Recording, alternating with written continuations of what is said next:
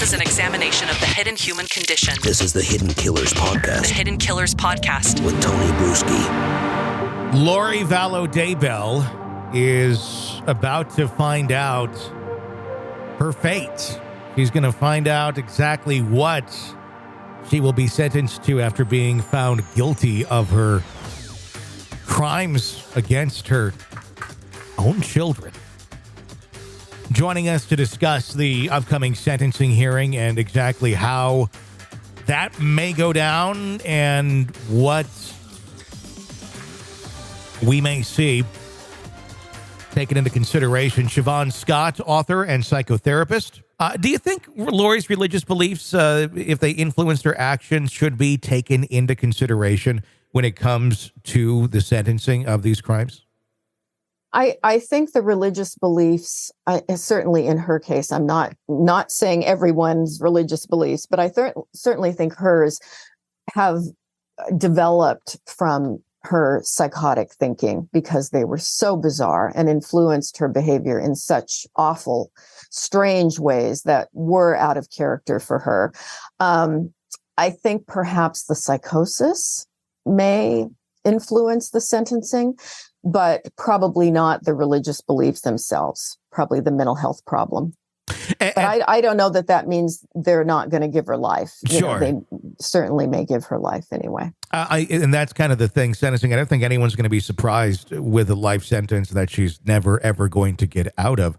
It's probably a big nothing burger when it comes to the actual sentencing because it's likely just going to be that. But the impact that this case has made, people paying so much close attention to it over the last handful of years, does this case shed light on how we perceive mental health in our society with those who've paid attention? Yeah, I hope if there's anything positive that can come out of Lori Daybell's story is that people gain greater awareness of the different ways that severe mental illness and psychosis can present, and that people can walk around really ill, but seeming to function pretty well on the surface. And you have to go underneath that superficial layer to the bizarre beliefs and then come in with a new point of view on how we view people. I hope that we've gained some insight into that.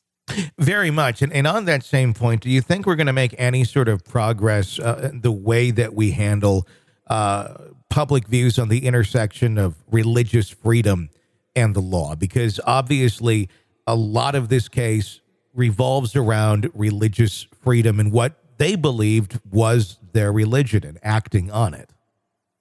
Yeah, it's definitely difficult. You know, we see these cases where people have allowed a child to die, a diabetic child, and they said they prayed, they believed the child was healed, so they withheld the insulin. We see those cases all the time. And it's really a difficult zone with when do people's religious beliefs, when is it a fairly normal and healthy expression of faith within the culture that they live in, or when does it turn into something that's really indicative of mental illness that's going to get someone killed? This is a very difficult area, and I don't know that we see a good resolution for it. On that same area, when we're talking about protecting children from dangerous thinking, delusional, psychotic thinking, of parents where they're very much at the whim of whatever they decide that they want to be doing. This case, I think, has also highlighted some gaps in child protective services, considering how long these children were technically missing without ever having to be produced. It's not at a point here where I feel like it makes any sense to point and say, well, you guys failed here or you guys did great there. There was some very good detective work in this, but there was also a lot of areas where maybe hands were tied. I don't know. But is this something where it can be looked at and learned from as far as getting to the point of making sure that kid is okay and not bureaucratically waiting because this person said this and that's our policy? Yeah, it's a really tough one. And child protective services, they work in that gray zone, and we do have a lot of data that in most cases, children do better when they are left with their biological parents. And so particularly when people present well and they can give a good superficial story or an explanation about, oh, well, she's off at college or he's visiting grandma in another state, it's really tough for them to take action. So I have a lot of compassion for CPS workers. I've had many of them as clients over the years. It's a tough job. They are typically underfunded and, burdened with far too many cases that they're trying to investigate. I think it's always good to fund that agency much better than we do and to staff it better. And I'm sure they are looking at this point at any contacts they had with these folks and what they should have or could have done differently. Without a doubt. I am not in any way trying to insult anybody in CPS. It's admirable if they're able to do that job. I have many friends who've gone into that and got out of that after because it's so taxing. And your hands are tied in so many cases where you have the best of intentions. You want to be able to do more good than you can. But unfortunately, that's just not how it seems to work many times because of the bureaucracy of things like that. Yeah, it's a really, really, I following the news, I see so many child abuse cases and children killed. And, we look at these parents and it's like, you should not have been raising puppies. You're not all there. But it's really hard legally to get anything done. And even when CPS has become involved in families, their lives, there are bad outcomes often, not always, but often. Is there anything that can be done to fix it? And I guess I say that somewhat rhetorically because I believe there's always something that can be done. There's usually just roadblocks in the way, but to improve that, obviously funding more people.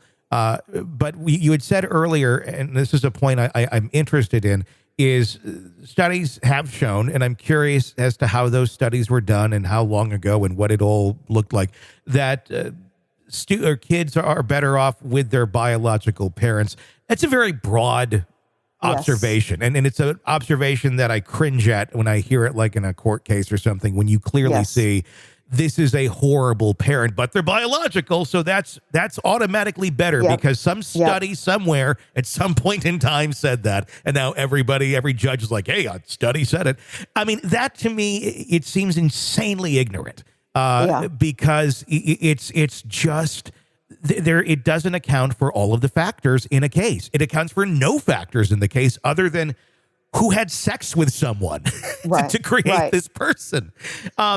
So, I mean, can you speak on that a little bit? And is that a flawed way of looking at this? And does that need to be re-examined and not just kind of made as a blanket statement overall?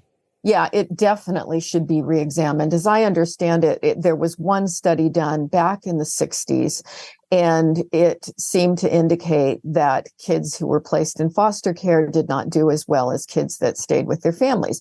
But this is decades old research, and it was probably not done with all the variables that we would be looking at today. The world has changed, and I'm right there with you that we're making these blanket statements, and so the laws are biased to keep kids with biological families, and there are certain rules that the judges are supposed to follow to make that happen.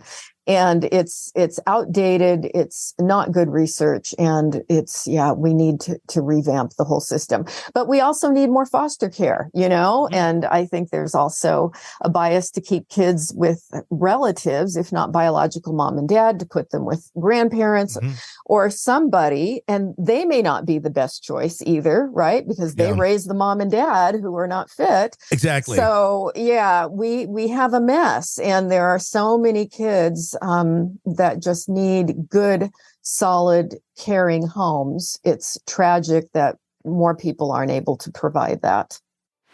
You're locked into the Hidden Killers podcast. Want more? Start binging on all of our true crime podcasts right now through Apple Podcasts and get an ad-free experience when you sign up to be a True Crime Today Premium Plus member exclusively on Apple Podcasts. More of the Hidden Killers podcast dropping soon. Press subscribe now.